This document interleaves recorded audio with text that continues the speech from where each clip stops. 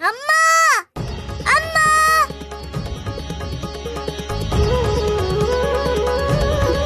ಕಂದ, ಅಮ್ಮ ಕಂದ.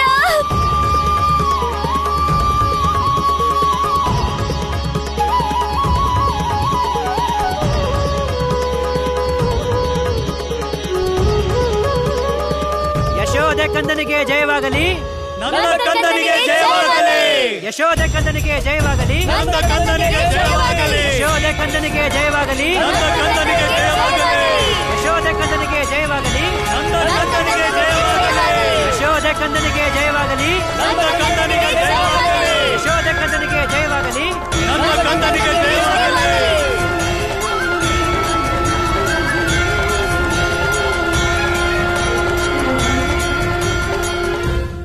ಕೃಷ್ಣ, ನಿನಗೇನು ಆಗಿಲ್ಲ ಅಲ್ವಾ ಕಂದ? ಅಮ್ಮ ನನ್ಗಂತೂ ಏನೂ ಆಗಿಲ್ಲ ಅಮ್ಮ. ನಾನು ಆರಾಮಾಗಿದ್ದೀನಿ. ನೀನ್ ಯಾವಾಗ್ಲೂ ನನ್ ಜೊತೆಗಿದ್ದಾಗ ನನ್ಗೇನಾಗೋಕ್ ಸಾಧ್ಯ? ನಾನೆಲ್ಲ ನಿನ್ ಜೊತೆಗಿದ್ದೆ ಕಂದ. ನೀನೊಬ್ನೇ ಅಪಾಯಗಳನ್ನ ಎದುರಿಸಿದ್ದು, ಮತ್ತೆ ನಾನು ಶರೀರದಿಂದ ನೀನ್ ನನ್ ಜೊತೆಗಿರ್ಲಿಲ್ಲ, ಆದ್ರೆ ಮನ್ಸಲ್ಲಿ ನೀನ್ ನನ್ ಜೊತೆಗೆ ಇದ್ದೆ. ಮತ್ತೆ ಅಮ್ಮ ನೀನೇ ಹೇಳ್ತೀಯಲ್ಲ, ಮನ್ಸಿನ ಶಕ್ತಿನೇ ಎಲ್ಲಕ್ಕಿಂತ ದೊಡ್ಡ ಶಕ್ತಿ ಅಂತ. ಅಮ್ಮ ನಿಂಗ್ ಗೊತ್ತಾ, ಕಳಿಂಗ ನನ್ ಎದುರಿಗೆ ಬಂದಾಗ ನಾನು ಅವನ್ಗೆ ಹೇಳ್ದೆ, ನೀನೀಗ ನನ್ಗೆ ಕಷ್ಟ ಕೊಡಕ್ ಬಂದ್ರೆ ನನ್ನ ಅಮ್ಮ ನಿನ್ಗೆ ಕಠಿಣ ಶಿಕ್ಷೆ ಕೊಡ್ತಾಳೆ ಅಂತ.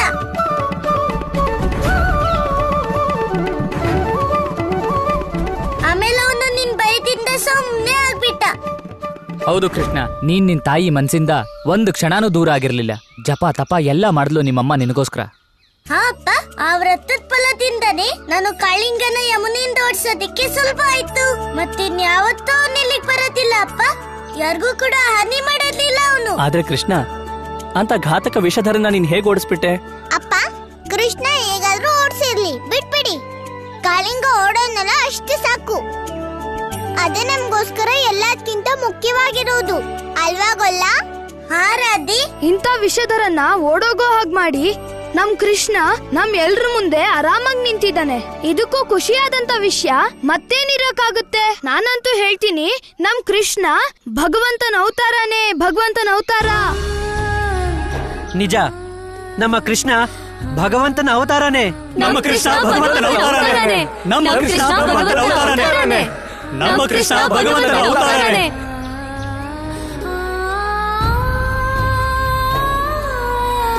ಇಲ್ಲ ಗೋಕುಲವಾಸಿಗಳೇ, ಕೃಷ್ಣ ಭಗವಂತನ ಅವತಾರ ಅಲ್ಲ. ಕೃಷ್ಣ ಕೇವಲ ನಮ್ಮ ಕೃಷ್ಣ. ಅಲ್ಲದೆ ಕೃಷ್ಣ ಎಲ್ಲರ ಕೃಷ್ಣ ಅಷ್ಟೇ.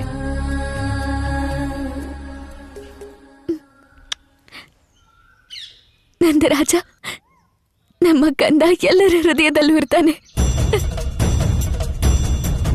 ಯಶೋದೆ ಕಂದನಿಗೆ ಜಯವಾಗಲಿ, ನಂದ ಕಂದನಿಗೆ ಜಯವಾಗಲಿ, ಯಶೋದೆ ಕಂದನಿಗೆ ಜಯವಾಗಲಿ, ನಂದ ಕಂದನಿಗೆ ಜಯವಾಗಲಿ, ಯಶೋದೆ ಕಂದನಿಗೆ ಜಯವಾಗಲಿ, ನಂದ ಕಂದನಿಗೆ ಜಯವಾಗಲಿ, ಯಶೋದೆ ಕಂದನಿಗೆ ಜಯವಾಗಲಿ. ನಂದ ಕಂದನಿಗೆ ಜಯವಾಗಲಿ.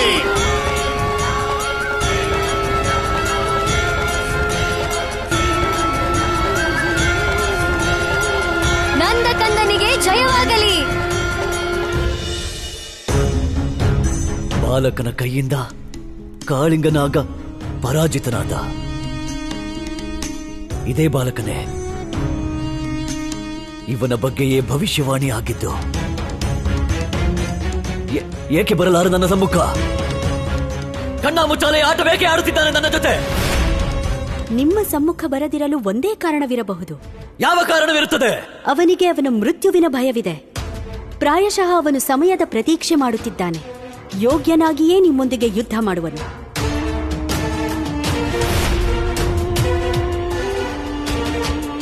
ಬಾಲ್ಯಾವಸ್ಥೆಯಲ್ಲೇ ಪೂತನಿ, ಉತ್ಕಚ, ವ್ಯೋಮಾಸುರ, ಬಕಾಸುರ ಮತ್ತು ಕಾಳಿಂಗನಾಗರನ್ನು ಪರಾಜಿತ ಮಾಡಿದವ ಭಯಭೀತನಾಗಿರಲಾರನು. ಇಲ್ಲ ಇಲ್ಲ, ಇದರ ಕಾರಣ ಬೇರೆ ಏನೋ ಇದೆ. ಏ ಚಕ್ರಧಾರಿ, ಏಕೆ ಬರಲಾರ ನನ್ನ ಸಮ್ಮುಖ? ಏಕೆ ಕಳಿಸಲಾರೆ ನಿನ್ನ ದೂತನನ್ನು? ಹೇಗೆ ಸಾಯಿಸುವೆ ನನ್ನನ್ನು? ಕಳಿಸುವವನನ್ನು ಕಳಿಸು, ಸಾಯಿಸು ನನ್ನನ್ನು. ಶಾಂತಿ ಮಹಾರಾಜ. ಈ ಕ್ರೋಧ ಶಾಂತವಾಗದು ಕೇಶಿನಿ. ಎಲ್ಲಿಯವರೆಗೂ ಗೋಕುಲವನ್ನು ಸಮಾಪ್ತ ಮಾಡುವುದಿಲ್ಲವೋ, ವಿಷ್ಣುವಿನ ಅಂತ್ಯ ಮಾಡುವುದಿಲ್ಲವೋ, ನಾನು ಶಾಂತನಾಗುವುದಿಲ್ಲ. ನಿಲ್ಲಿರಿ ಮಹಾರಾಜ. ಇದು ಕೂಡ ಆ ವಿಷ್ಣುವಿನ ಯೋಚನೆಯೇ. ಅವ ನಿಮ್ಮನ್ನು ಭ್ರಮೆಗೊಳಿಸಿ ತನ್ನನ್ನು ನಿಮ್ಮ ಲಕ್ಷ್ಯದಿಂದ ದೂರವಿಡಲಿದ್ದಾನೆ. ಇಲ್ಲ ಕೇಶಿನಿ, ಮೊದಲು ನಾನು ಗೋಕುಲವನ್ನು ನಾಶ ಮಾಡಬೇಕು. ಅದರ ನಂತರ ವಿಷ್ಣುವಿನ ಆ ದೂತನನ್ನು. ಮಹಾರಾಜ, ಯುಗಗಳಿಂದ ನಿಮಗೆ ಒಬ್ಬನೇ ಶತ್ರು, ವಿಷ್ಣು. ಅವನನ್ನು ಸಮಾಪ್ತ ಮಾಡಿದರೆ ಬೇರೆನಿಂದಲೇ ಸಮಸ್ಯೆ ಅಂತ್ಯವಾಗುತ್ತದೆ. ಆ ತುಚ್ಛ ಗೋಕುಲಕ್ಕಾಗಿ ಸಮಯ ವ್ಯರ್ಥ ಮಾಡಬೇಡಿ ಮಹಾರಾಜ. ಭಗವಂತ, ನಾನೊಂದ್ ಮಾತು ಹೇಳ್ಬೋದಾ? ಹೇಳು. ಗೋಕುಲದ ಸರ್ವನಾಶಕ್ಕಾಗಿ ನೀವೇ ಅಲ್ಲಿಗೆ ಹೋಗೋ ಯಾವ ಅವಶ್ಯಕತೆ ಇದೆ? ಹಾ ಪ್ರಭು, ನೀವು ನಮ್ಗೆ ಆದೇಶ ಕೊಡಿ ಸಾಕು. ನಾವೇ ಹೋಗಿ ಅವ್ರಿಗೆ ಶಿಕ್ಷೆ ಕೊಡ್ತೀವಿ ಮಹಾಪ್ರಭು.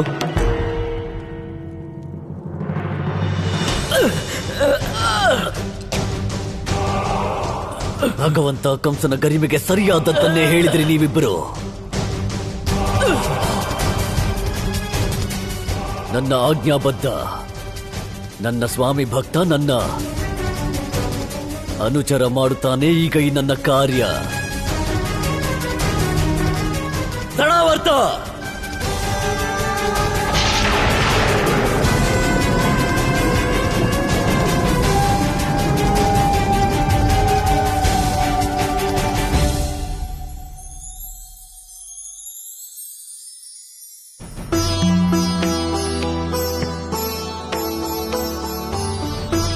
ಅಣ್ಣ, ಇವನೇ ಕೃಷ್ಣ, ನಮ್ಮೆಲ್ಲರ ಪುಟ್ಟ ಅಧ್ಯಕ್ಷ. ಇವನೇನೆ ಕಾಳಿಂಗ ಸರ್ಪದ ಆತಂಕದಿಂದ ನಮ್ಮೆಲ್ಲರನ್ನು ರಕ್ಷಣೆ ಮಾಡ್ದ. ಮತ್ತೆ ಕೇವಲ ಕಾಳಿಂಗನೊಬ್ನೇ ಅಲ್ಲ, ತುಂಬಾ ದೊಡ್ಡ ರಾಕ್ಷಸರಿಂದಾನು ನಮ್ಮನ್ನೆಲ್ಲ ರಕ್ಷಣೆ ಮಾಡಿದಾನೆ. ಅದಕ್ಕಾಗಿ ಈಗ ನೀವೆಲ್ಲರೂ ನಿಮ್ಮ ಸಮಸ್ಯೆಗಳಿಗೆ ಪರಿಹಾರ ಕೇಳ್ಕೊಂಡು ದೊಡ್ಡ ಅಧ್ಯಕ್ಷರ ಹತ್ರ ಹೋಗೋ ಯಾವ ಅವಶ್ಯಕತೆನೂ ಇಲ್ಲ. ಈಗ ನೀವು ನಿಮ್ ಸಮಸ್ಯೆಗಳನ್ನ ನಮ್ಮ ಪುಟ್ಟ ಅಧ್ಯಕ್ಷರ ಹತ್ರ ಹೇಳಿ. ನಂದರಾಜ, ನಮ್ ಕಂದ ಯಾವ ಸಮಸ್ಯೆಯಲ್ಲಿ ಸಿಕ್ಕಾಕೊಳಕ್ ಹೋಗ್ತಿದ್ದಾನೆ ಅರ್ಥ ಮಾಡ್ಸಿ ಅವನಿಗೆ. ಈ ಸಮಸ್ಯೆಗಳ ಸಮಾಧಾನ ಹುಡ್ಕೋದು ದೊಡ್ಡವರ ಕೆಲ್ಸ, ಮಕ್ಕಳದಲ್ಲ. ಯಶೋದೆ, ಇಂಥ ಅವಕಾಶನೇ ವಿವೇಕ ಮತ್ತು ಬುದ್ಧಿಗೆ ನಿಜವಾದ ಪರೀಕ್ಷೆ. ನಾವು ನೋಡೋಣ ಎಲ್ಲರ ಸಮಸ್ಯೆಗೆ ಸಮಾಧಾನ ಹೇಗೆ ಹೇಳ್ತಾನೆ ಕೃಷ್ಣ ಅಂತ. ಸರಿ, ಈಗ ಒಬ್ಬೊಬ್ರಾಗೆ ಹೇಳ್ತಾ ಹೋಗಿ ನಿಮ್ ಸಮಸ್ಯೆಗಳೇನು ಅಂತ. ಕಾಳಿಂಗನ ವಿಷಯದಿಂದಾಗಿ ನಮ್ಗೆಲ್ಲ ತುಂಬಾನೇ ತೊಂದರೆ ಆಗಿದೆ ಉಪಾಧ್ಯಕ್ಷರೇ. ನನ್ನ ಎತ್ತುಗಳು ಕಳೆದು ಹೋಯ್ತು, ನನ್ನ ಹೊಲ ಎಲ್ಲ ನಾಶ ಆಗೋಯ್ತು. ಇನ್ನು ಅದ್ರಲ್ಲಿ ಬೆಳೆ ಬೆಳೆಯಕ್ ಆಗೋದಿಲ್ಲ. ನಾವು ನಮ್ಮ ಜೀವನೋಪಾಯಕ್ಕಾಗಿ ಇನ್ನೇನ್ ಮಾಡ್ಬೇಕು ಅಂತಲೇ ಗೊತ್ತಾಗ್ತಿಲ್ಲ ಉಪಾಧ್ಯಕ್ಷರೇ. ನಾವೆಲ್ಲರೂ ಯೋಚಿಸ್ತಾ ಇದ್ವಿ, ಈಗ ದೊಡ್ಡ ಅಧ್ಯಕ್ಷರಿಂದ ನಮ್ಗೆ ಸ್ವಲ್ಪ ಸಹಾಯ ಸಿಗುತ್ತೇನೋ ಅಂತ. ಆಗ ನಾವು ನಮ್ ಜೀವನನ ಸುಧಾರಿಸ್ಕೊಂಡು ಹೋಗ್ಬೋದು. ಈಗ ಸಮಸ್ಯೆ ನೋಡಿದ್ರೆ ಗಂಭೀರವಾದ್ದೆ, ಆದ್ರೆ ನನ್ಗನ್ಸ್ತಿಲ್ಲ ನಿಮ್ಗೆ ಯಾವ್ದೇ ಪ್ರಕಾರದ ಆರ್ಥಿಕ ಸಹಾಯ ಬೇಕು ಅಂತ.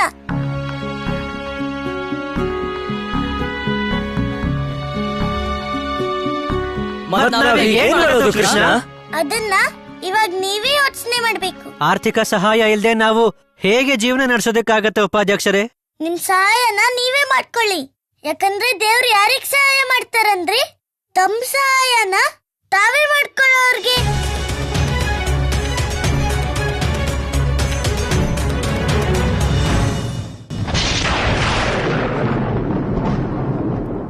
ಯಾರಿದು? ಗೋಕುಲದ ವಿನಾಶ. ತೃಣಾವರ್ತ, ಎದುರು ಬಾ.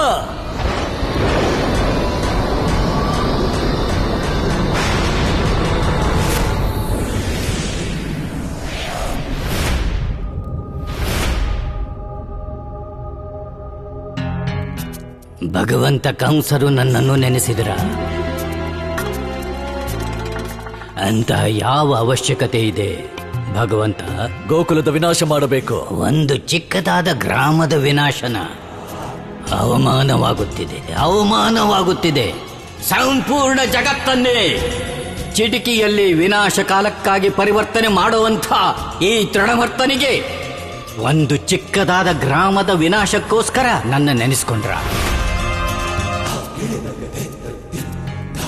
ಘೋರ ಅಪಮಾನ. ಗೋಕುಲವನ್ನು ತುಚ್ಛವೆನ್ನುವ ತಪ್ಪು ಮಾಡಬೇಡ. ಅದರ ಮೇಲೆ ವಿಜಯ ಪಡೆಯಲು ಎಷ್ಟೋ ಅಸುರರು ಅಸಫಲರಾಗಿದ್ದಾರೆ. ಭಗವಂತ ಅಸಫಲ ಆಗಬಹುದು. ಅವರು ನಿಯಮಗಳಿಗೆ ಒಳಪಟ್ಟಿರ್ತಾರೆ. ಆದರೆ ತೃಣಾವರ್ತ ಯಾವತ್ತೂ ಅಸಫಲ ಆಗೋದೇ ಇಲ್ಲ. ಅಸಫಲತೆ ಬೇಕಾಗಿಯೂ ಇಲ್ಲ. ನೀನು ಪೂರ್ತಿ ಗೋಕುಲವನ್ನು ಕೇವಲ ಸ್ಮಶಾನವಾಗಿ ಪರಿವರ್ತನೆ ಮಾಡಬೇಕು. ಉಳಿಯೋದಿಲ್ಲ, ಯಾರು ಉಳಿಯೋದಿಲ್ಲ. ಮತ್ತು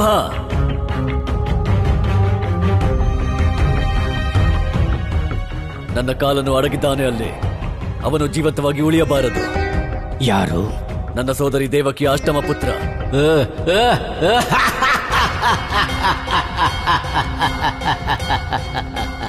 ತೃಣಾವರ್ತ, ಮರ್ಯಾದೆ ಇರಲಿ. ಈಗ ನಾನು ಯಾವ ಮರ್ಯಾದೆಯ ಉಲ್ಲಂಘನೆ ಮಾಡಿದೆ? ಮಹಾರಾಜನ ಪ್ರಾಣದ ಸಂಕಷ್ಟದ ವಿಷಯಕ್ಕೆ ನಗುವೆ ಏನು? ಇದು ಮರ್ಯಾದೆಯ ಉಲ್ಲಂಘನೆ ಅಲ್ಲದೆ ಮತ್ತೇನು? ಯಾರು ಬೇರೆಯವರಾಗಿದ್ದರೆ ಇಲ್ಲೇ ಶಿಕ್ಷೆಯನ್ನು ಕೊಡುತ್ತಿದ್ದೆ. ನನ್ನ ಅಟ್ಟಹಾಸ ಪ್ರಶಂಸೆಯ ಸೂಚಕ ಅಷ್ಟೇ. ಎಷ್ಟೊಂದು ಅಧಿಕ ಪ್ರಶಂಸೆಯೋ ಅಷ್ಟೇ ಜೋರಾದ ವಿನಾಶ. ಮತ್ತೆ ವಿನಾಶದ ಜೊತೆ ಮೃತ್ಯು.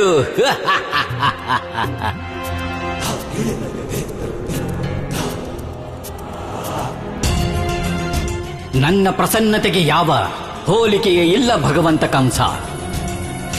ವರ್ಷಗಳ ನಂತರ ಸಿಗುತ್ತಾ ಇದೆ ನನಗೆ ಈ ಸೌಭಾಗ್ಯ. ಯಾರದು ಕಾಲವನ್ನು ಕಾಲನ ಕಾಲನೆಗೆ ತೆಗೆದುಕೊಂಡು ಹೋಗುವ ಸೌಭಾಗ್ಯ. ಈಗ ಹೋಗು, ವಿನಾಶದ ಮುಹೂರ್ತ ಮಾಡು. ಎಲ್ಲ ಆಗಿಬಿಡುತ್ತೆ ಭಗವಂತ ಕಂಸ.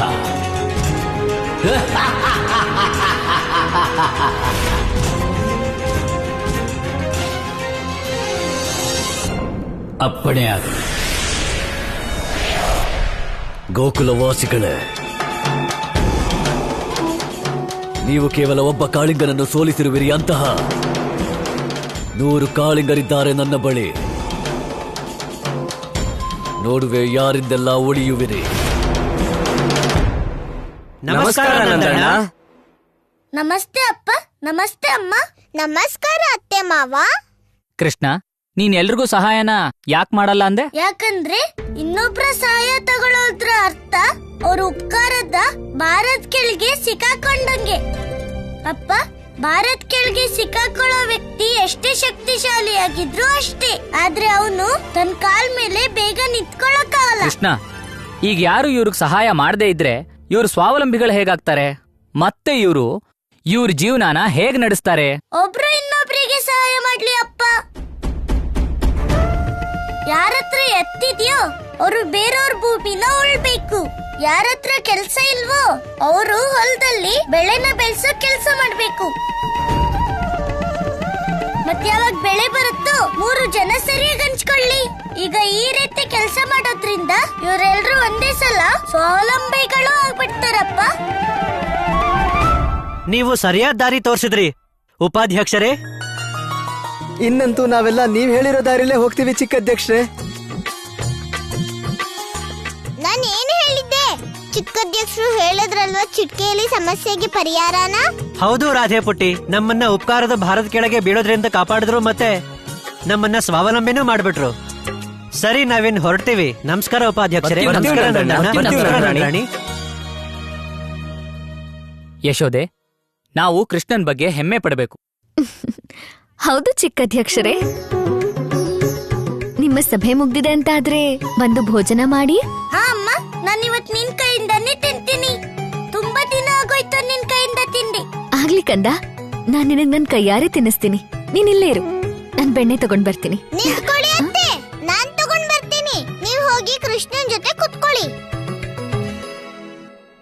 ಕೃಷ್ಣ ಕೃಷ್ಣ, ಬೇಗ ಬಾರು. ಎಲ್ಲಿಗೆ? ಬಂದು ನೀನೇ ನೋಡು. ಹೇಳೋದಿಲ್ವ ಈಗ? ಬಾ, ಬೇಗ ಹೋಗೋಣ. ಅಮ್ಮ, ನಾನು ಈಗ್ಲೇ ಬರ್ತೀನಿ. ಆದ್ರೆ ಕಂದ, ಬಾ ಕೇಳಿಯ. ಕಂದ ಕಂದ ಕೇಳಿಲಿ ಕಂದ. ಗೊಲ್ಲ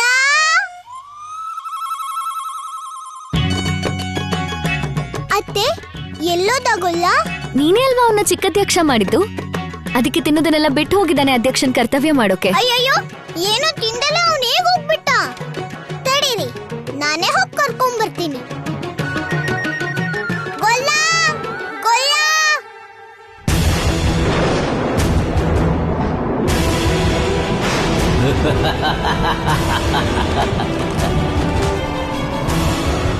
ಸರ್ವನಾಶ.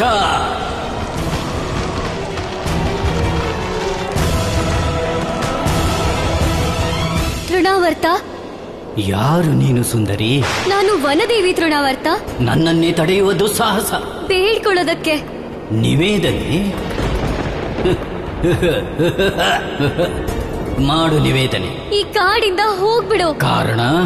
ನಿನ್ನ ಉಪಸ್ಥಿತಿಯಿಂದ ವಾತಾವರಣದಲ್ಲಿ ಪ್ರತಿಕೂಲ ಪ್ರಭಾವ ಆಗ್ತಾ ಇದೆ. ನನ್ನ ಶೋಭೆ, ನನ್ನ ಶೃಂಗಾರ ಎಲ್ಲವೂ ನಾಶವಾಗ್ತಾ ಇದೆ. ನೀನಿರೋದ್ರಿಂದ ಈ ಕಾಡು ಸರ್ವನಾಶ ಆಗ್ತಾ ಇದೆ. ನಾನ್ ಬೇಡ್ಕೊಳ್ತೀನಿ, ಇಲ್ಲಿಂದ ಹೋಗ್ಬಿಡು. ತಿರುಗಿಟಿದ ಬಿರುಗಾಳಿ ನಾನು. ಮತ್ತೆ ಬಿರುಗಾಳಿ ತನ್ನ ದಿಕ್ಕನ್ನು ಬದಲಿಸದು. ಜಗತ್ತಿನ ದೆಸೆ ಬದಲಾಗುತ್ತೆ. ಬಿರುಗಾಳಿ ನಿಲ್ಲುತ್ತೆ, ಖಂಡಿತ ನಿಲ್ಲುತ್ತೆ. ಆದರೆ ಗೋಕುಲದ ವಿನಾಶದ ನಂತರ.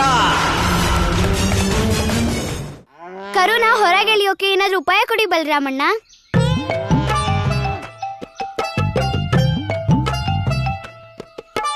ಕೃಷ್ಣ, ನೋಡ್ತಿದ್ಯಾ ಈ ಕರುವನ್ನ?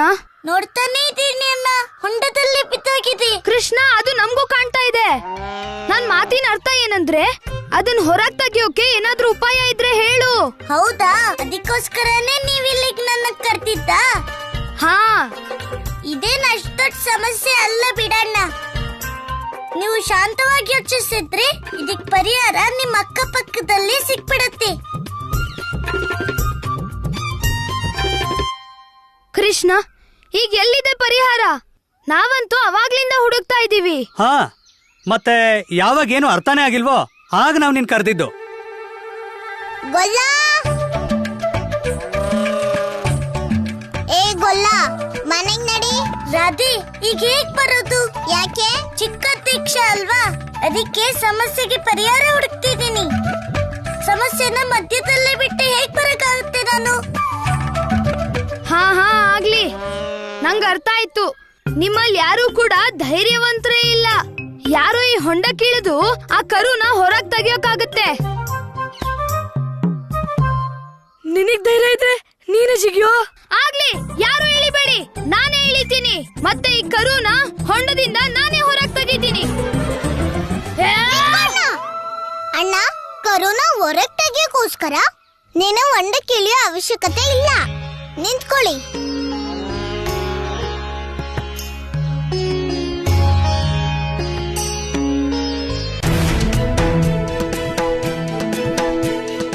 ರಾಧೆ, ನೀನಿದೇನ್ ಮಾಡ್ತಿದ್ಯಾ? ಅಣ್ಣ, ನಾವು ಕರುವಿನ ಹತ್ರ ಹೋಗ್ಬೇಕು ಅಷ್ಟೇ. ಅದಕ್ಕೆ ಹೊಂಡನ ತೆಗೆದು ದಾರಿ ಮಾಡ್ತಾ ಇದ್ದೀನಿ. ಅದರಿಂದ ಕರುನೇ ಸುಲಭವಾಗಿ ಹೊರಗೆ ಬರುತ್ತೆ. ಏನ್ ನೋಡ್ತಿದ್ಯಾ ಅಣ್ಣ? ನಡಿ, ನೀನು ತೆಗಿ.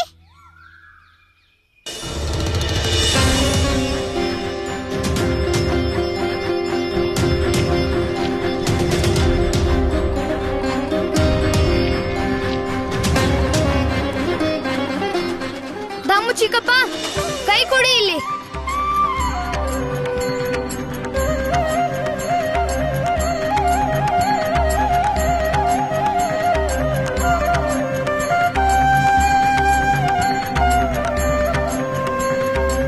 ನಾರಾಯಣ ನಾರಾಯಣ. ಪ್ರಭು, ಇದರ ಅರ್ಥವೇನೆಂದರೆ ದೇವರು ಸ್ವತಃ ರಾಧೆಯನ್ನು ಈ ಕಾರ್ಯದ ಮಾಧ್ಯಮವಾಗಿಸಿದರು.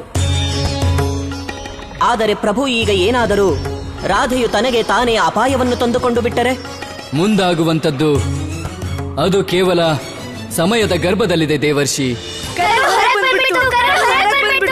ಉಪಾಧ್ಯಕ್ಷರು ಇಲ್ದೆ ಹೋಗಿದ್ರೆ ಕರು ಹೊರಗ್ ಬರ್ತಾನೆ ಇರಲಿಲ್ಲ. ಹಾ, ಮತ್ತೀಗ ಹೇಳಿ, ಉಪಾಧ್ಯಕ್ಷರಿಗೆ ಜೈ ಜೈ, ಉಪಾಧ್ಯಕ್ಷರಿಗೆ ಜೈ.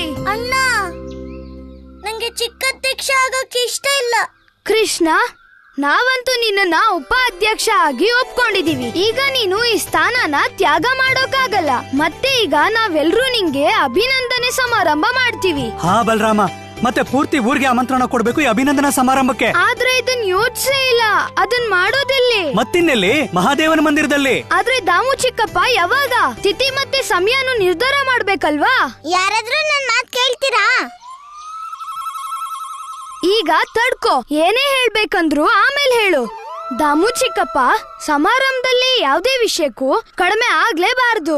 ನೀನ್ ನಿಶ್ಚಿಂತಲಿರು ಬಲರಾಮ, ಯಾವುದೇ ರೀತಿಲಿ ಏನೂ ಕಡಿಮೆ ಆಗೋದಿಲ್ಲ. ನಾನೇ ಅವನನ್ನ ಚಿಕ್ಕಾಧ್ಯಕ್ಷ ಮಾಡಿದ್ದು, ಮತ್ತೆ ಎಲ್ಲಾರು ನನ್ನನ್ನೇ ಮರ್ತು ಬಿಟ್ರಾ? ಮತ್ತೆ ಈ ಗೊಲ್ಲ ಕೂಡ ಮರ್ತಿದ್ದಾನೆ. ಸೊಕ್ ಬಂದಿದೆ ಇವನ್ಗೆ ಚಿಕ್ಕಾಧ್ಯಕ್ಷ ಆದಾಗಿಂದ. ಅರೆ ರಾಧೆ, ಇಷ್ಟ್ ಬೇಗ ವಾಪಸ್ ಬಂದಿದ್ಯಾ? ಮತ್ತೆ ಆ ಕೃಷ್ಣ ಎಲ್ಲಿ? ಅವನ್ ಚಿಕ್ಕಾಧ್ಯಕ್ಷ ಆಗಿದ್ದಾನಲ್ವಾ, ಅದಕ್ಕೆ ಅವನಿಗೆ ಅಹಂಕಾರ ಬಂದಿದೆ. ನೀವ್ ನಿಜ ಹೇಳಿದ್ರಿ, ಅವನನ್ನ ಚಿಕ್ಕಾಧ್ಯಕ್ಷ ಮಾಡಿ ನಾನ್ ತಪ್ಪು ಮಾಡ್ದೆ. ಈಗ ನಂಗೆ ಯಾವ ಮಹತ್ವನೂ ಇಲ್ಲ ಅವನ್ ಮುಂದೆ. ನಂಗ್ ಗೊತ್ತಿರ್ಲಿಲ್ಲ ಅವನ್ ಚಿಕ್ಕಾಧ್ಯಕ್ಷ ಆದ್ರೆ ಇಷ್ಟೊಂದು ಬದ್ಲಾಗ್ತಾನೆ ಅಂತ. ರಾಧೆ ಪುಟ್ಟಿ, ಹೀಗ ಆರೋಪ ಮಾಡ್ಬಾರ್ದು. ಯಾಕೆ ಮಾಡ್ಬಾರ್ದು ಆರೋಪ? ಅವನನ್ನ ನಾನ್ ಕರಿತಾನೆ ಇದ್ದೆ, ಆದ್ರೆ ಅವನು ನನ್ ಕಡೆ ನೋಡ್ಲೇ ಇಲ್ಲ. ಚಿಕ್ಕಾಧ್ಯಕ್ಷ ಆಗಿ ತುಂಬಾ ಒಪ್ಪಿದಾನೆ. ಬರೀ ಚಿಕ್ಕಾಧ್ಯಕ್ಷ ಅಲ್ಲ, ದೊಡ್ಡ ರಾಜನ್ ತರ ಆಡ್ತಿದ್ದಾನೆ. ಮಗಳೇ, ಇಲ್ಲಿ ತಪ್ಪು ಕೃಷ್ಣನ್ನಲ್ಲ, ತಪ್ಪು ಯಾರ್ದು ಅಂದ್ರೆ ಅವನನ್ನ ಉಪಾಧ್ಯಕ್ಷ ಮಾಡ್ದೋರದ್ದು. ಮೊದ್ಲು ನಾನೇ ಮಾಡಿದ್ದು ಅವನನ್ನ ಚಿಕ್ಕಾಧ್ಯಕ್ಷನಾಗಿ. ಸರಿ, ಹಾಗಾದ್ರೆ ಯಾವ ಪ್ರಕಾರ ನೀನ್ ಅವನನ್ನ ಉಪಾಧ್ಯಕ್ಷನ್ ಪಟ್ಟಕ್ಕೆ ಕೂರ್ಸಿದ್ಯೋ, ಈಗ ಅದೇ ಪ್ರಕಾರ ನೀನೇ ಅವನನ್ನ ಅಲ್ಲಿಂದ ಕೆಳಗಿಳಿಸು.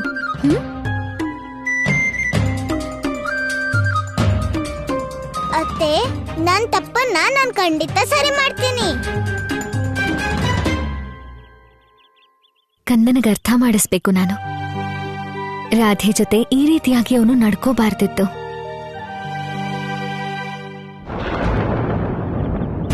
ಇದೇನು ಇದ್ದಕ್ಕಿದ್ದ ಹಾಗೆ ಆಕಾಶದಲ್ಲಿ ಕಪ್ಪು ಮೋಡಗಳು? ಇದ್ಯಾವ ಹೊಸ ಸಮಸ್ಯೆಯ ಸಂಕೇತನೋ?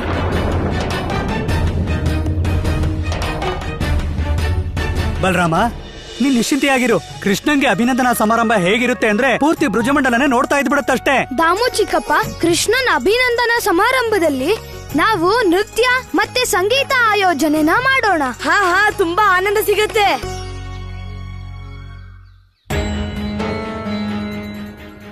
ಎಲ್ಲಿ ಹೋಗ್ಬಿಟ್ಲು ಈ ರಾಧೆ? ಗೊಲ್ಲಂಗೆ ನನ್ ಬಗ್ಗೆ ಸ್ವಲ್ಪನೂ ಚಿಂತೆ ಇಲ್ಲ ನೋಡು. ಆದ್ರೆ ನಾನ್ ಮಾತ್ರ ಅವನನ್ನ ಪ್ರತಿ ಕ್ಷಣ ನೆನ್ಪ್ ಮಾಡ್ಕೋತಾ ಇರ್ತೀನಿ. ನನಗೆ ಯಾವ ಬೆಲೆನೂ ಇಲ್ಲ ಅವನ ಹತ್ರ, ಸ್ವಲ್ಪನೂ ಬೆಲೆ ಇಲ್ಲ. ಕೃಷ್ಣ, ಎಲ್ಲಿ ಹೋಗ್ತಿದ್ಯಾ? ಅಣ್ಣ, ನಾನು ಈಗ್ಲೇ ಬಂದೆ ಇರು. ಇಲ್ಲ, ಎಲ್ಲೂ ಕೂಡ ಹೋಗ್ಬಾರ್ದು. ಕೂತ್ಕೋ, ಮತ್ತೆ ನಮ್ಗೋಸ್ಕರ ಕೊಳಲ್ ನುಡ್ಸು. ರಾಧೆ, ನನ್ ಕೊಳಲ್ ಧ್ವನಿ ಕೇಳಿಸ್ಕೊಂಡ್ರೆ ಅವಳೇ ಇಲ್ಲಿಗೆ ಓಡ್ ಬರ್ತಾಳೆ.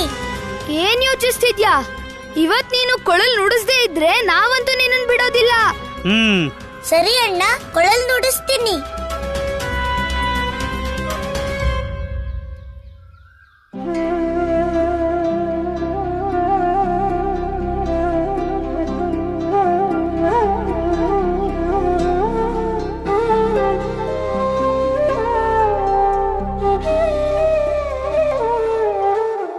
ನನಗೊಲ್ಲ ಹಿಂದೆ ಹೋಗೋದಿಲ್ಲ. ಅವನಿಗೆ ನನ್ ಬಗ್ಗೆ ಚಿಂತೆ ಇಲ್ಲ ಅಂದ್ಮೇಲೆ ನಾನ್ಯಾಕೆ ಅವನ ಬಗ್ಗೆ ಚಿಂತೆ ಮಾಡ್ಲಿ?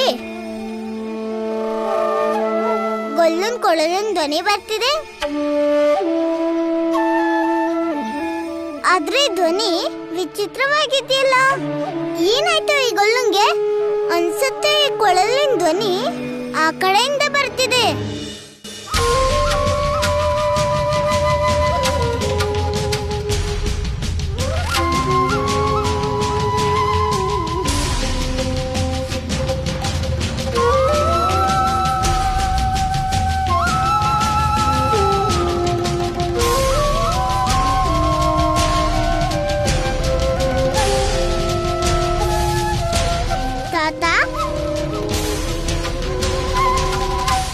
ಸಫಲವಾಗುವುದು ನನ್ನ ಯೋಜನೆ.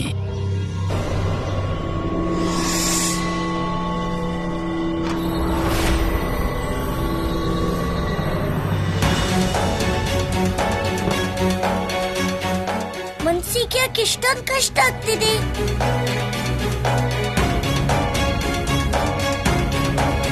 ಏನಾಯ್ತು ಕೃಷ್ಣ? ನಾವೆಲ್ಲ ನಿನ್ ಕೊಳಲು ಕೇಳ್ತಾ ಇದ್ವಲ್ಲ, ನೀನು ಕೊಳಲು ನುಡಿಸೋದನ್ನ ಯಾಕಪ್ಪ ನಿಲ್ಸ್ಬಿಟ್ಟೆ? ಹಾ ಕೃಷ್ಣ, ನುಡಿಸ್ತಿರು, ನಿಲ್ಸಿದ್ಯಾಕೆ? ಅಣ್ಣ, ಆ ಪಕ್ಷಿಗಳನ್ನ ನೋಡಿ ತಿಕ್ಕಿ.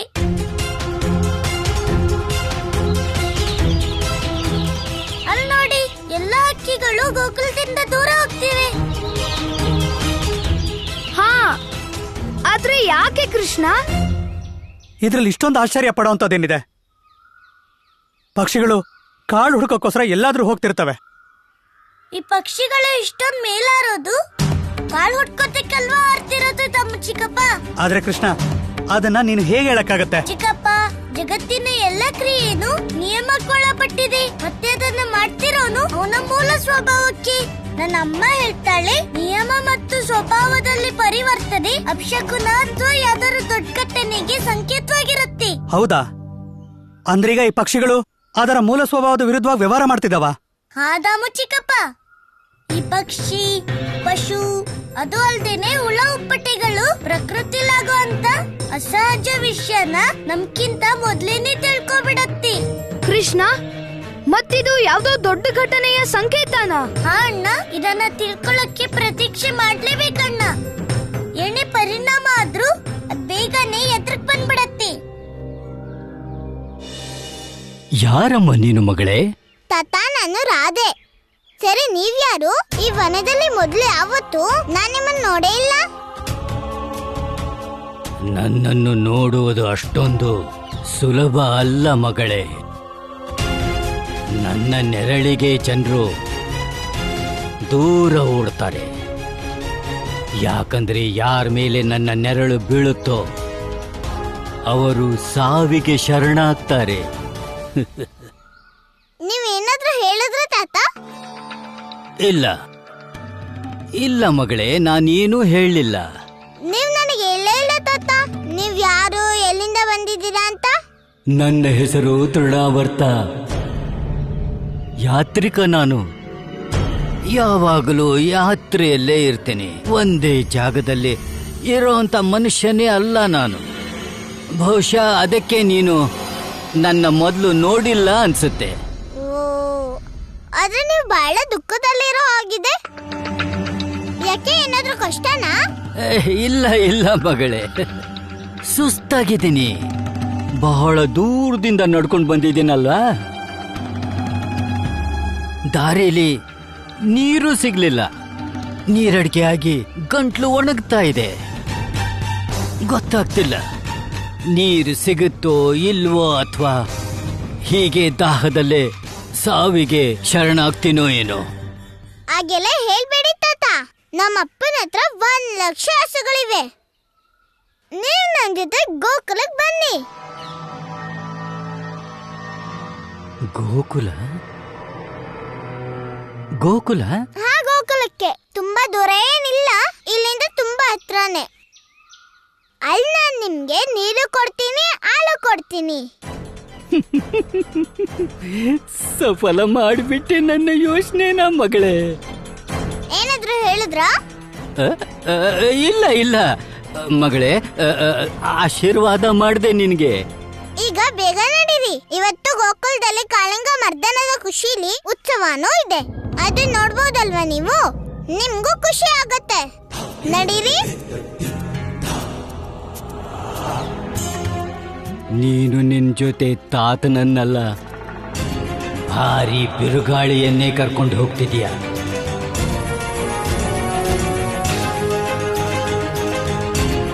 ಏನ್ ಹೇಳಿದ್ರಿ ನೀವು? ಇಲ್ಲ ಮಗಳೇ, ನಾನು ನಿನ್ನ ಹಿಂದೆ ಹಿಂದೆನೆ ಬರ್ತೀನಿ. ನೀನ್ ನನ್ನ ಮುಂದೆ ಮುಂದೆನೆ ನಡಿ, ನನಗೆ ದಾರಿ ತೋರಿಸು.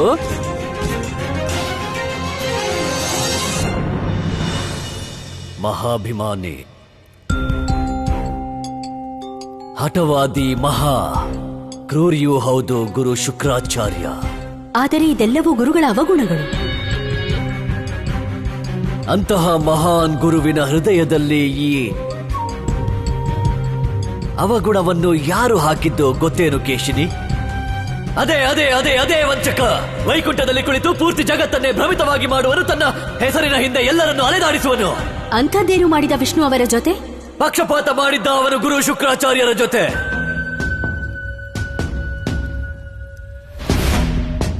ಚೇಳನ್ನು ನೋಡಿರುವೆಯಾ? ಇದು ಸಜ್ಜನರ ಕೈಯಲ್ಲೇ ಇರಲಿ ಇಲ್ಲ ದುರ್ಜನರ ಬಳಿ ಕುಟುಕುವುದನ್ನು ಮಾತ್ರ ಬಿಡುವುದಿಲ್ಲ. ಆ ವಿಷ್ಣುವು ಹಾಗೆಯೇ ಯಾರಿಗಾದರೂ ಅಪಮಾನದ ಕುಟುಕು ನೀಡುತ್ತಾನೆ. ಅದೇ ಚೇಳೆ ಗುರು ಶುಕ್ರಾಚಾರ್ಯರನ್ನು ಕುಟುಕಿದ್ದು. ಗುರು ಶುಕ್ರಾಚಾರ್ಯ ದೇವತೆಗಳ ಗುರು ಆಗಬೇಕೆಂದಿದ್ದರು. ಅವರು ಜ್ಞಾನಿಗಳು, ಗುಣವಂತರು. ಅವರೇ ಆಗಬೇಕಿತ್ತು ದೇವತೆಗಳ ಗುರು. ಆದರೆ ಆ ಚಕ್ರಧಾರಿ ಅವನ ಬೆರಳಿನ ಸಂಕೇತದಂತೆ ಎಲ್ಲ ತಿರುಗುವರು. ಅವನು ಅವರಿಗಿಂತ ಕಡಿಮೆ ಬುದ್ಧಿವಂತ, ಕಡಿಮೆ ಜ್ಞಾನವಂತ. ಬೃಹಸ್ಪತಿಯನ್ನು ದೇವತೆಗಳ ಗುರುವಾಗಿ ನಿಯುಕ್ತ ಮಾಡಿದನು. ಆದರೆ ಜಗತ್ತಿನಲ್ಲಿ ಪ್ರಸಿದ್ಧವಾದ ಗುರು ಬೃಹಸ್ಪತಿ ಬಹಳ ವಿನಮ್ರ, ಸೌಮ್ಯ ಮತ್ತು ಶಾಂತ ಗುಣದ ಗುರುಗಳು. ನಿಸ್ಸಂದೇಹ ಆತ ಗುರು ಶುಕ್ರಾಚಾರ್ಯರಿಗಿಂತ ಸೌಮ್ಯನು, ಶಾಂತನು, ವಿನಮ್ರನೇ. ಆದರೆ ಜ್ಞಾನದಲ್ಲಂತೂ ಕಡಿಮೆಯೇ. ಮತ್ತು ಗುರುವಿನ ಪರಿಭಾಷೆ ಏನಾಗಿದೆ? ಆತ ಮಹಾಜ್ಞಾನಿಯು, ಮಹಾಪಂಡಿತನಾಗಿರಬೇಕು. ಮತ್ತು ಆ ವಂಚಕ ತನ್ನನ್ನೇ ಭಗವಂತ ಎನ್ನುತ್ತಾನೆ, ಅದರ ಗುರುವಿನ ಪರಿಭಾಷೆಯನ್ನೇ ತಿಳಿದಿಲ್ಲ. ಈ ಪ್ರಕಾರ ವಿಷ್ಣುವು ಗುರು ಶುಕ್ರಾಚಾರ್ಯರಿಗಂತೂ ಬಹಳ ದೊಡ್ಡ ಅಪಮಾನ ಮಾಡಿದ. ಜ್ಞಾನವಂತನ ಅಪಮಾನವೇ ಮೋಸದ ಪತಿ ವಿದ್ರೋಹಕ್ಕೆ ಜನ್ಮ ನೀಡುವುದು ಮತ್ತು ಅದರ ಪರಿಣಾಮವೇ ಗುರು ಶುಕ್ರಾಚಾರ್ಯ. ಅದರ ನಂತರ ಅವಮಾನಿತ ಗುರು ಶುಕ್ರಾಚಾರ್ಯರು ಮೂರ್ಖ, ಅಜ್ಞಾನಿ, ಅಸುರ ಮತ್ತು ದಾನವರ ಗುರು ಆಗುವ ಜವಾಬ್ದಾರಿ ತೆಗೆದುಕೊಂಡರು. ಮತ್ತು ಅಂದಿನಿಂದ ಪ್ರಾರಂಭವಾಯಿತು ಅವರ ವಿಷ್ಣುವಿನ ಮೇಲಿನ ದ್ವೇಷ. ಆದರೆ ಅವರು ಇರುವುದು ಎಲ್ಲಿ? ಕಾಣುವುದೂ ಇಲ್ಲ ಮತ್ತು ಅವರ ಚರ್ಚೆಯೂ ನಡೆಯುವುದಿಲ್ಲ. ಈಗವರು ಈ ಲೋಕದಲ್ಲಿ ಇರುವುದಿಲ್ಲ. ಮತ್ತೆಲ್ಲಿ? ಈಗ ಶುಕ್ರ ನಕ್ಷತ್ರವೇ ಅವರ ನಿವಾಸ ಸ್ಥಾನವಾಗಿದೆ. ಅಂತಹ ಮಹಾನ್ ಗುರುವಂತೂ ಪೃಥ್ವಿ ಲೋಕಕ್ಕೆ ಅವಶ್ಯಕರಿದ್ದಾರೆ. ಅವರು ಈ ಲೋಕವನ್ನು ತ್ಯಜಿಸಿದ್ದೇಕೆ? ಬೃಹಸ್ಪತಿಯ ದೇವ ಶಿಷ್ಯನ ಕೈಯಿಂದ ಅವರ ಅಸುರ ಶಿಷ್ಯರ ನಿರಂತರ ಪರಾಜಯವನ್ನು ಸಹಿಸಲಾಗಲಿಲ್ಲ ಅವರಿಗೆ. ಆಗ ತ್ಯಜಿಸಿದರು ಈ ಲೋಕವನ್ನು. ಹಾಗಿದ್ದರೆ ಅವರ ಜ್ಞಾನವು ಅವರ ಜೊತೆ ಅವರ ಲೋಕಕ್ಕೆ ಸಮರ್ಪಿತ. ಜ್ಞಾನದಾನವೇ ಎಲ್ಲಕ್ಕೂ ಮಿಗಿಲಾದ ದಾನ. ಜ್ಞಾನದ ದಾನವಿಲ್ಲದೆ ಅದರ ಉಪಯೋಗವೇ ಇಲ್ಲ. ಜ್ಞಾನಿ ಅಜ್ಞಾನಿ ಇಬ್ಬರು ಒಂದೇ ಸಮಾನರು. ಅವರ ಜ್ಞಾನದ ಉಪಯೋಗ ಪಡೆಯಲು ಸ್ವತಃ ಭಗವಂತ ಕಂಸ ಹೋಗುತ್ತಾನೆ ಅವರ ಬಳಿ. ಮಾತನಾಡುವೆ ನಾನು, ಅವರಿಂದ ಮಾರ್ಗ ತಿಳಿಯುವೆ ಆ ವೈಕುಂಠಕ್ಕೆ ಹೋಗಲು. ಪ್ರಭು ಕ್ಷಮೆ ಇರ್ಲಿ, ಅವರು ಹೇಳ್ತಾರೋ ಇಲ್ವೋ? ಯಾಕಂದ್ರೆ ಶುಕ್ರ ಇಲ್ಲಿಂದ ತುಂಬಾ ದೂರ ಅಲ್ವಾ?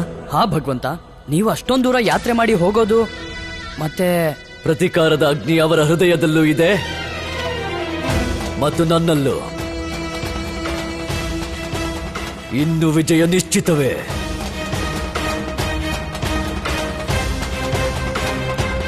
ಚಕ್ರಧಾರಿ, ರಣನೀತಿ ಮಾಡಿದೆ ನಾನು. ಬರುತ್ತೇನೆ ನಾನು, ನೀನು ಪ್ರಾರಂಭಿಸಿರುವ ಆಟವನ್ನಾಡಲು.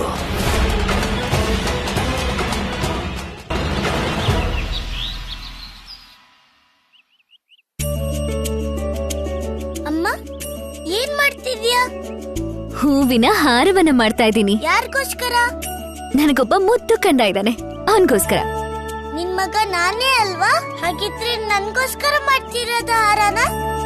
ಹಾ ಕಂದ, ನಿನಗಾಗೆ ಮಾಡ್ತಾ ಇರೋದು. ಈ ಪುಷ್ಪಗಳ ಹಾರದಿಂದ ನೀನ್ ಶೃಂಗಾರ ಮಾಡಿದಾಗ ಈ ನನ್ ಕಂದ ಎಷ್ಟು ಮುದ್ದಾಗಿರ್ತಾನೆ.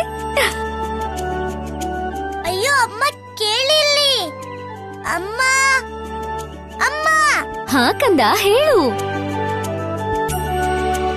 ಏನ್ ವಿಷಯ ಹೇಳು ಕಂದ. ನೀನ್ ಯಾಕೆ ನನ್ ಗಮನ ಹಾಳು ಮಾಡ್ತಿದ್ಯಾ? ಹೋಗು, ಹೊರಗೆ ಹೋಗಿ ಆಡ್ಕೋ.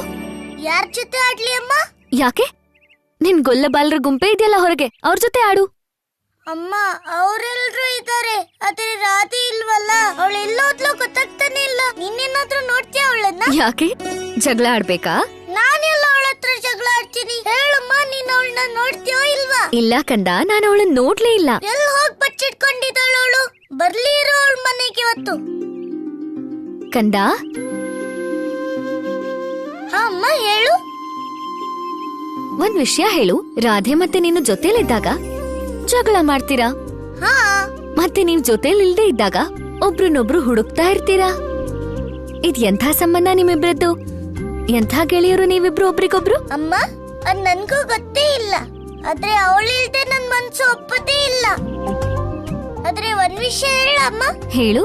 ರಾಧೆ ಬೇರೆ ಎಲ್ಲ ಗೋಪಿಯವ್ರಿಗಿಂತ ಬುದ್ಧಿವಂತೆ ಮತ್ತೆ ಧೈರ್ಯವಂತೆ. ಅವಳು ನನ್ನ ಹತ್ರ ಜಗಳ ಆಡ್ತಾಳೆ, ನನಗ್ ವಿರೋಧನೂ ಮಾಡ್ತಾಳೆ. ಆದ್ರೆ ನನ್ಗೋಸ್ಕರ ಬೇರೆಯವ್ರ ಹತ್ರ ಯುದ್ಧನೂ ಮಾಡ್ತಾಳೆ. ನನ್ನ ಚೆನ್ನಾಗಿ ನೋಡ್ಕೋತಾಳೆ ಮತ್ತೆ ಕೆಲವೊಮ್ಮೆ ಸಮಸ್ಯೆಗೆ ಉತ್ತರ ಕೊಟ್ಟು ನಂಗೆ ಆಶ್ಚರ್ಯ ಆಗುವಾಗ ಮಾಡ್ತಾಳಮ್ಮ. ಆದ್ರೆ ಗೊತ್ತಿದೆ ಅವಳು ಹಾಗೆ ಯಾಕೆ ಮಾಡ್ತಾಳೆ? ಯಾಕಂದ್ರೆ ಹೇಗ್ ನಂಗೆ ಬೆಣ್ಣೆ ಅಂದ್ರೆ ಇಷ್ಟನು ಹಾಗೆ ಅವಳಿಗೆ ಸ್ವಲ್ಪ ಹೊಗಳಿಕೆ ಅಂದ್ರೆ ಇಷ್ಟ. ಇಲ್ವಾ?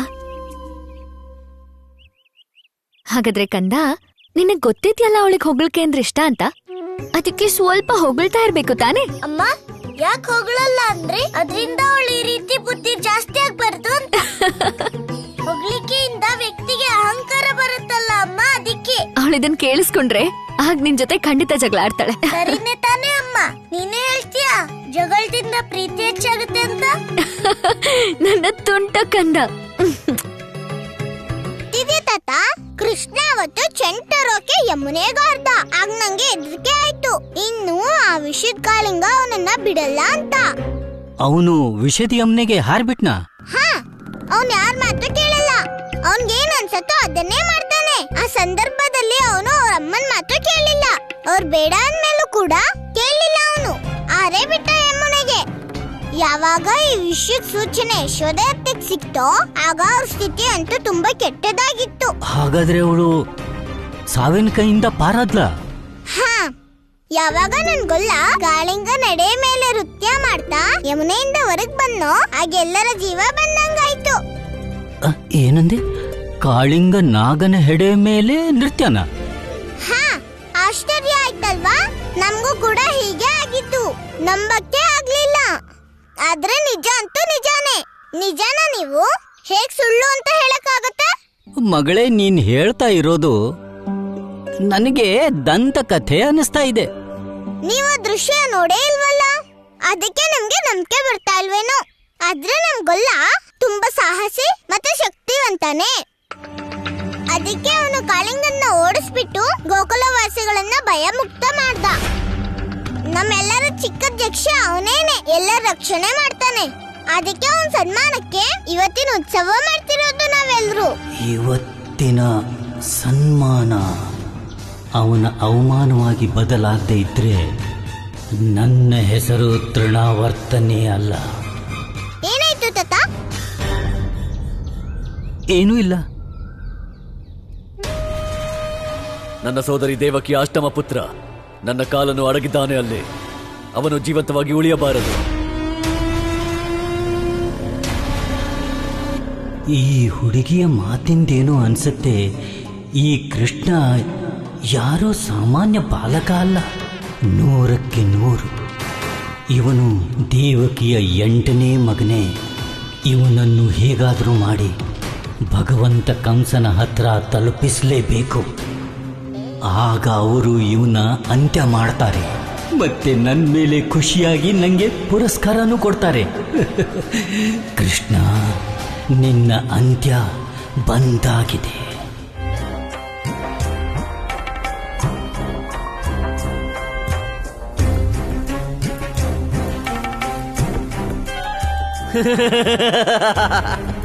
ದೊಡ್ಡ ಹೆಸರು ಮತ್ತು ದ್ವಾರವು ಇಷ್ಟೊಂದು ಚಿಕ್ಕದೆ. ಕುಬೇರ ಮಹಾರಾಜರಿಗೆ ಜಯವಾಗಲಿ.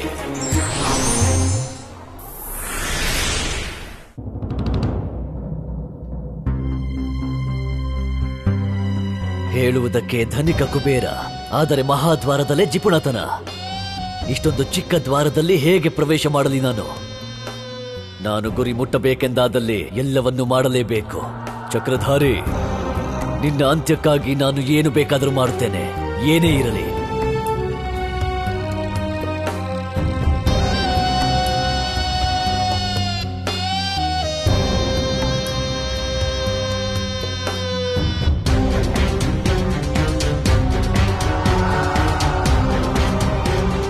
ನಾನು ನಿನ್ನಿಂದ ಪ್ರತಿಯೊಂದು ಅವಮಾನದ ಪ್ರತೀಕಾರ ಪಡೆಯುತ್ತೇನೆ ವಂಚಕ.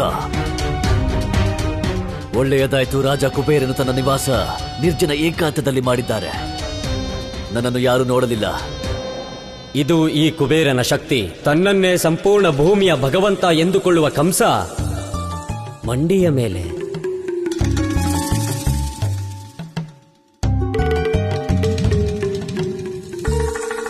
ಗೊತ್ತಿದೆಯಾ ತಾತ, ಗೊಲ್ಲ ಇದ್ದಾನಲ್ಲ? ಯಾವ ಗೊಲ್ಲ? ಅಯ್ಯೋ, ಅವನೇ ಕೃಷ್ಣ. ನಾನು ಅವನನ್ನ ಗೊಲ್ಲ ಅಂತ ಕರಿತೀನಿ. ಅವನ್ಗೆ ಎಲ್ಲರದ್ದು ಚಿಂತೆ ಇರುತ್ತೆ, ಕೇವಲ ನನ್ ಚಿಂತೆ ಮಾತ್ರ ಇರೋದಿಲ್ಲ ಅವನಿಗೆ. ಒಂದೊಂದ್ಸಲಿ ಯೋಚಿಸ್ತೀನಿ ನಾನು ಅವನ ಬಗ್ಗೆ ಚಿಂತೆ ಮಾಡಬಾರ್ದು ಅಂತ. ಆದ್ರೆ ಮುಕ್ತಳಾಗ್ತೀಯ ನೀನು ಈ ಚಿಂತೆಯಿಂದ. ಚಿಂತೆ ಮಾಡಬೇಡ, ನಾನ್ ಬಂದಿದ್ದೀನಲ್ಲ.